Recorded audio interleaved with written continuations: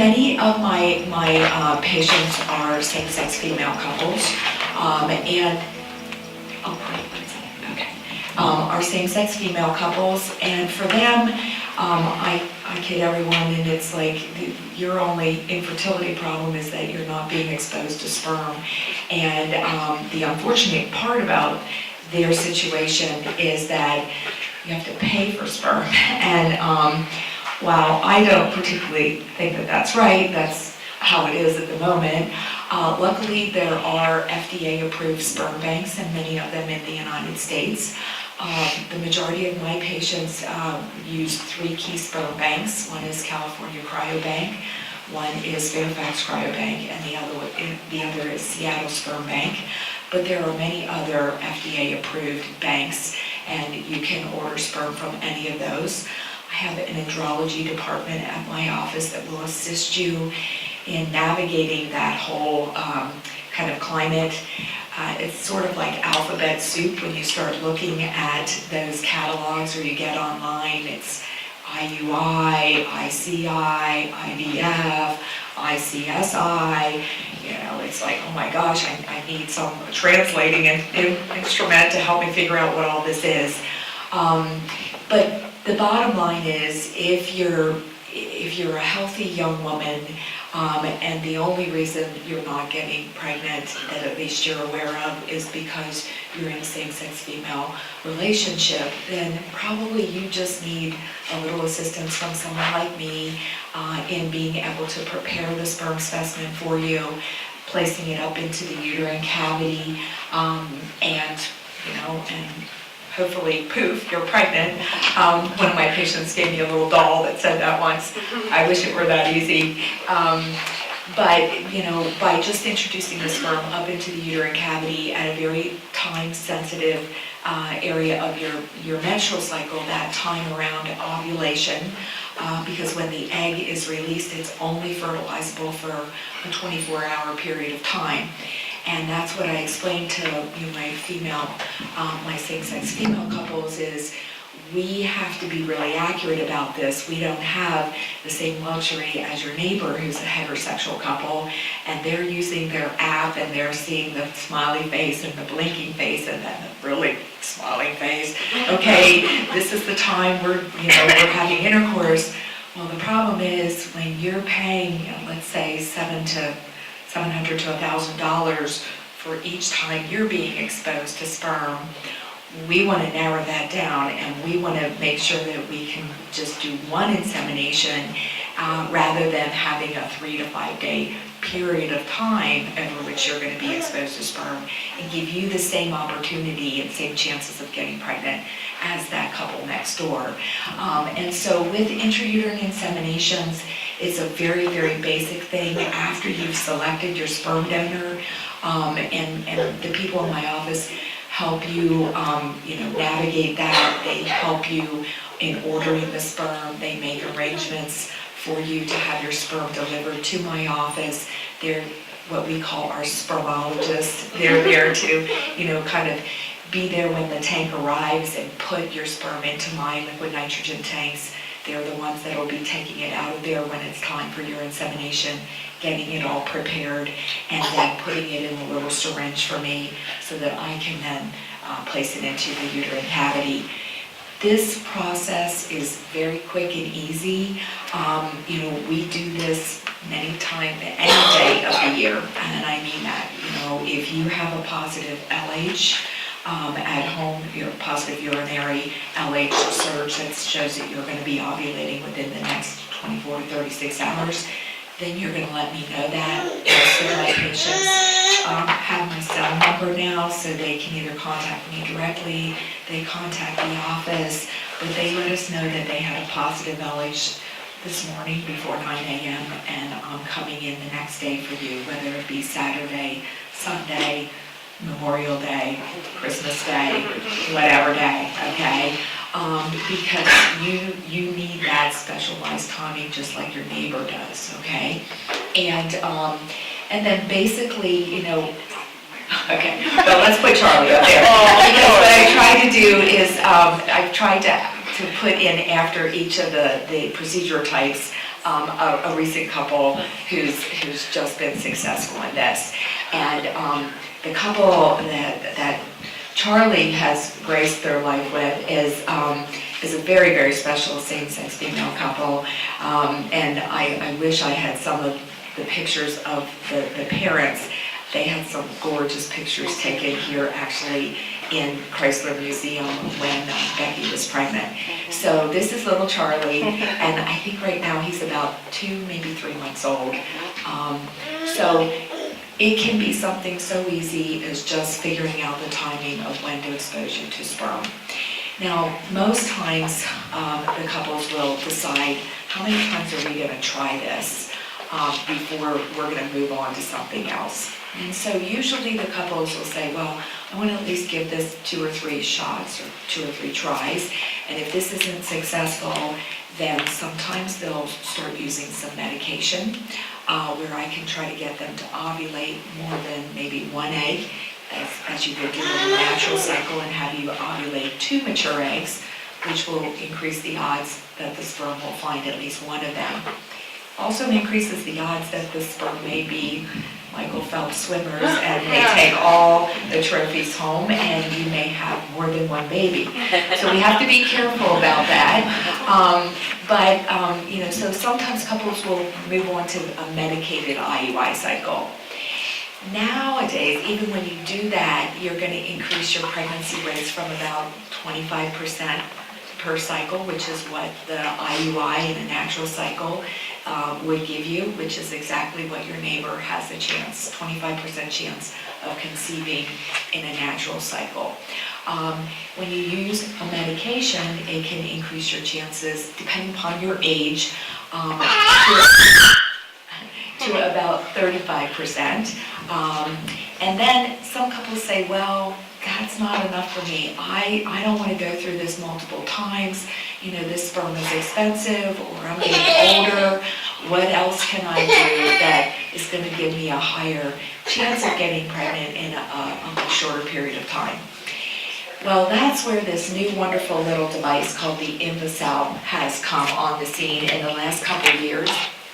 And I brought one of these along so that you all can feel free to look at it, kind of get a better idea of its size, because usually people are like, you're going to put that where? And it's going to be there for how long? But basically what happens in this kind of cycle is that the partner whose eggs we're going to use, we're going to stimulate her ovaries with injectable drugs, stimulation agents, so that maybe we can get 5 to 10 mature eggs in that given cycle. Now, we're not going to put them all back into your uterus as embryos. We're going to take those eggs, mix them with your pre-selected sperm. We're going to then put them in the InvCell device. And then we're going to put that device up in your vagina. It will be held there by a little diaphragm tight up against the cervix, so that the eggs that we put in there that have been exposed to your donor sperm are then going to have the opportunity to fertilize inside that capsule that's in your vagina. So this is no longer in vitro fertilization, where fertilization is happening outside the body. Fertilization is still occurring inside your body. It's just occurring in your vagina. So a little bit lower than where it would ordinarily occur up in the fallopian tube, and in a little different cavity, not the pelvic cavity, but the vaginal cavity, but still in a sterile environment. Then the patient goes home with this in place the same day that I extract the eggs, and she goes about usual activities. You can go to work, you can work out at the gym. You can't do anything that's going to alter the pH of the vagina or interfere with this little capsule. So we can't use the vagina to deliver any kind of medications like progesterone. I don't want you to be in a public swimming pool. Don't want you to be sitting in a hot tub bath. But you can shower, you can go about all your usual activities.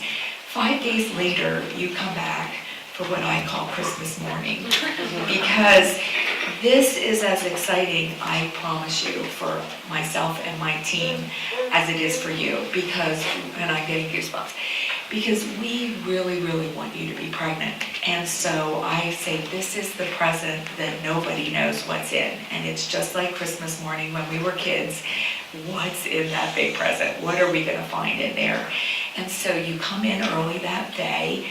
I'll extract this, the capsule with the diaphragm. It only takes like a minute. It's not usually very uncomfortable. I kid everyone and I say this is as close as I get to doing deliveries anymore. Haven't done those for about 25 years, and you don't want me to do yours. But I take the capsule out, I hand it over to the embryologist, the people in the lab, and they'll pipette out the eggs that they have put in there with sperm, and they look at them under the microscope, and they're hoping to see something like that blastocyst right there.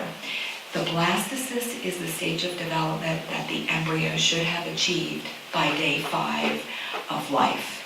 And at that stage, the embryo would be routinely in a normal setting where it had evolved in the tube.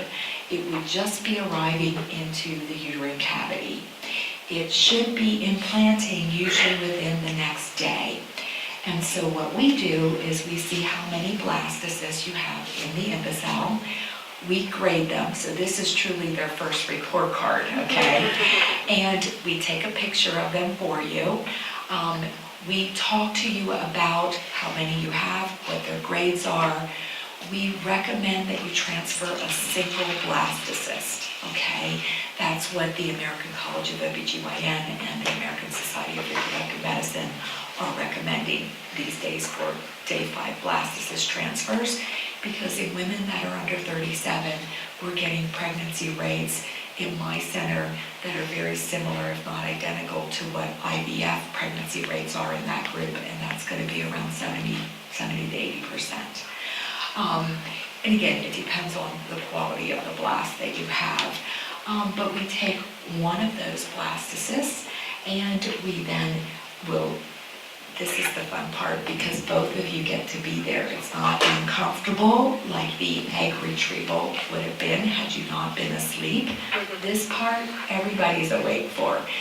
You have to have a full bladder, though. That's the most uncomfortable part, but I just tell you to think that you're on a long-distance road trip and we're not at the exit where the rest stop is, okay? And remember, it's me that gets baptized if you go before we get to the rest stop, okay? So it ends up that we have a full bladder in the patient. We're using a transabdominal probe and scanning and transmitting the sound waves through the urine in the bladder. So you can actually watch me bring the catheter with the embryo up into the uterine cavity. They have identified the site in a woman's uterus that is most likely to have the highest receptor content now. So we do some measurements to find that spot in your uterus, and then we gently expel the embryo from the catheter into the uterine cavity. I then slowly withdraw the catheter, hand it over to the embryologist in the lab. She will flush some media through the catheter into a petri dish under the microscope to make sure that your embryo is not stuck in the catheter. Once we know the catheter is clear, we know the embryo is in you. Next picture in the baby's whole little development is that we take a picture of that area where I placed your embryo. These pictures are all placed on a thumb drive for you, and when you're pregnant, you bring it each time you come in for an OB ultrasound. So you'll have a constant, historical photo history of what's going on with the baby's development. Most of the patients, okay, now this is, You want me to go back? yeah. So this is one of my same-sex female couples. They were just in this week with their little guy. And his name is Braxton. Very, very, very cute. But, the couple had done, their routine IUIs with donor sperm, hadn't been successful, said, listen, we don't have time for this, we just want to do imbecile. They got pregnant their first cycle. Now, If you are so lucky to have additional high-quality embryos when we remove your InvCell device, and there are a fairly good number of patients who do, but I try to get all my patients to go into InvCell cycles thinking that there's only going to be one good blastocyst, okay? But if God smiles on us and we have more than one, then if you want us to, we can freeze that extra one or two for you, put them in the freezer so that you can come back a couple years from now after the first baby is here, and you don't have to go through the whole cycle again, okay? Remember, that's always wonderful to be able to have that opportunity, because once the embryo is generated and in the freezer, it's not aging. So when you come back 2 or 3 years later, you're going to be 2 or 3 years older, and any eggs you have in your ovaries are going to be 2 or 3 years older that we would be generating embryos from at that time with. These are still going to be how old you were when you came the first time, okay? So now, there are some same-sex female couples that really want to both be involved in this whole process.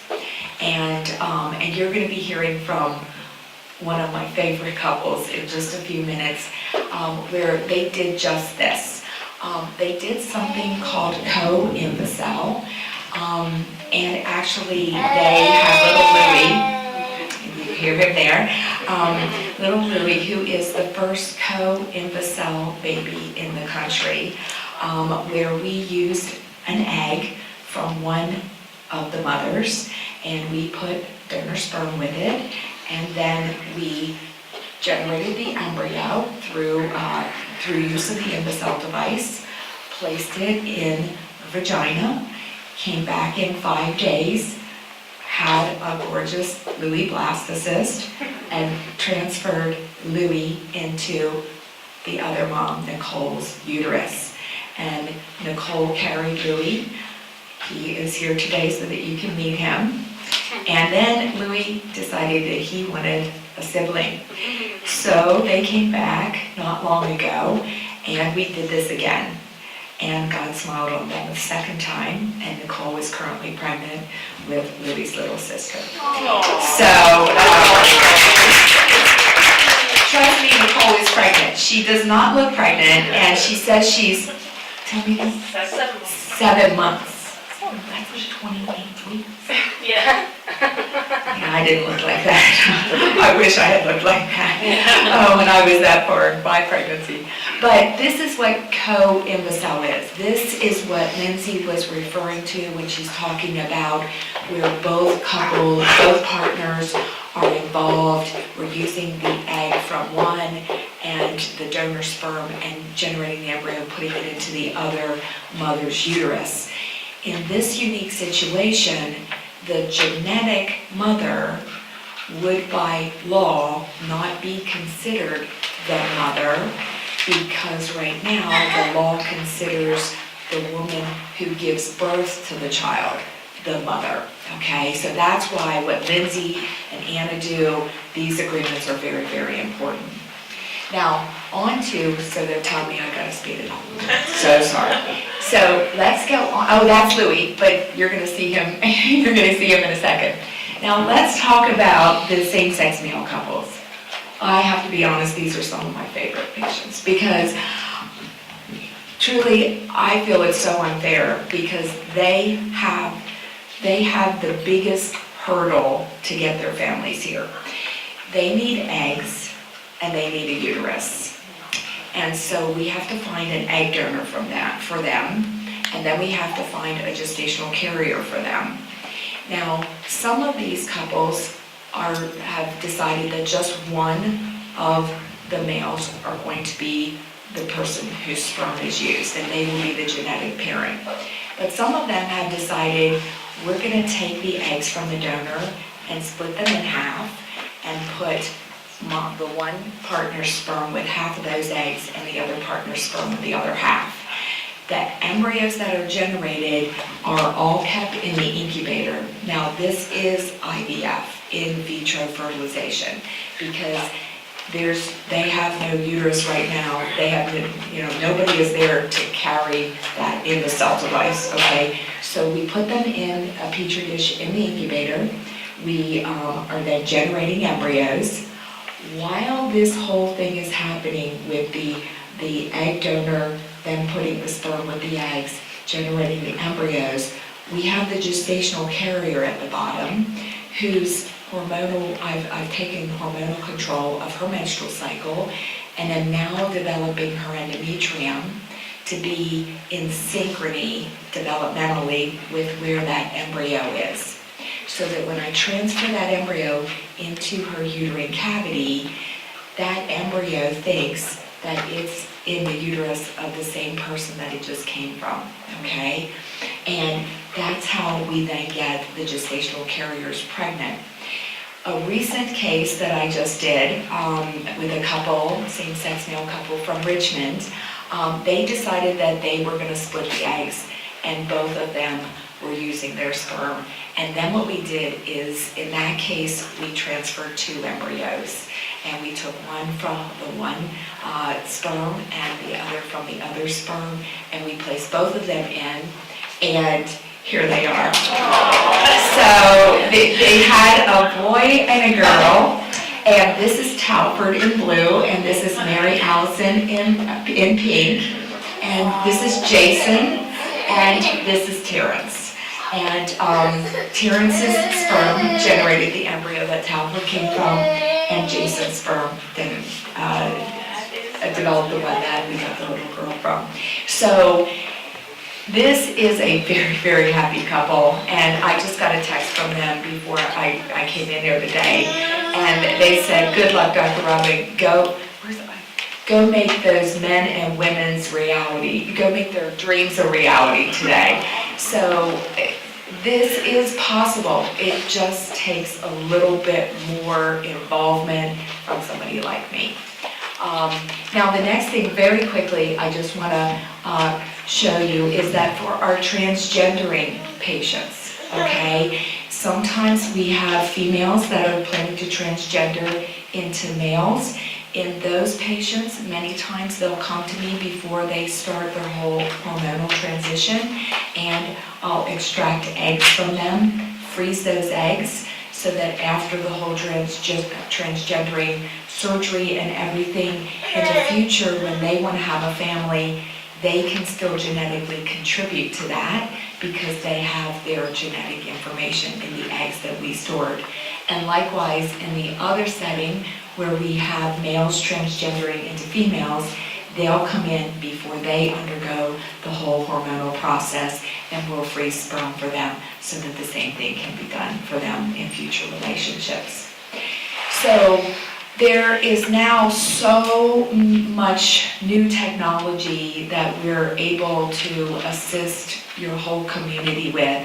And it's funny, I tell my patients and my family, it used to be that, making a baby, was we need an egg, we need the sperm, and we need the uterus, and we usually have that in the couple that's coming in, and it's kind of very routine.